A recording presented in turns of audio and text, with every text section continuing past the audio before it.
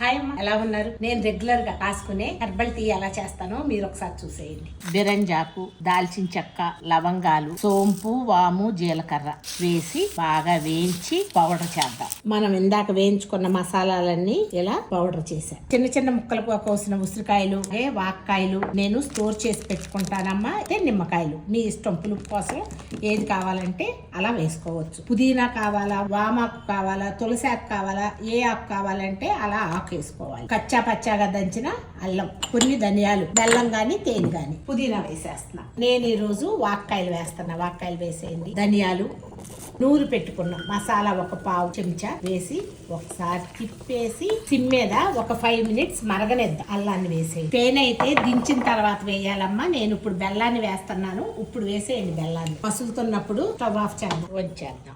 మన పార్లర్లో అందరూ తాగేస్తారనమాట ఆరోగ్యంగా ఉండే హెర్బల్ టీ.